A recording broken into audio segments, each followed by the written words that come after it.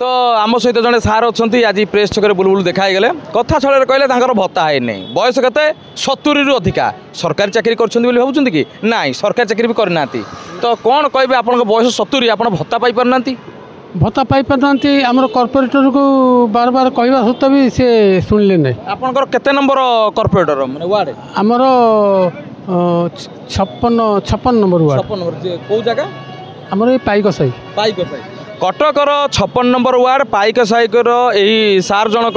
तांकर भत्ता हो पारे बयस 70 टपिलानी आ कंप्लेन कर बारंबार कॉर्पोरेटर पाखक जाइए सतरे हाँ कॉर्पोरेटर पाखक बारंबार जाइए सुधा से शुणिले ना माने पूर्व कॉर्पोरेटर जी थे बाकी नुआ कॉर्पोरेटर जी आसती देखा साक्षात भी ना आपण वंचित अच्छा यही भत्ता पाइबार आपन को कि आपण अंचल खाली कौन कॉर्पोरेटर देखिले हम जिलापाल क्षेत्र में जोगाजोग करना जोगाजोग करना देह तो असुस्थ रोचे जोगाजोग कर जावासा कर तो वैमत्रिक भाव कौन ना आप विरोधी दलर लोक बोलिकी से कथा मु कहीपरि आम कौन से विरोधी की समर्थन करूँ तो आपण कहीं कर से कथा सी कहीपर मु कहीपरि आप पिला माने तो कंप्लेन करुवे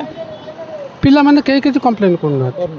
तो देखिपे भारी दयदायक कथा भल नाटा सार आप घर आम कटक पाइकसाई मो ना विष्णु चरण नायक विष्णु बाबू पाइकसाई 56 नंबर वार्ड कटक टाउन व्यक्ति हो 70 वर्ष है मिलूनी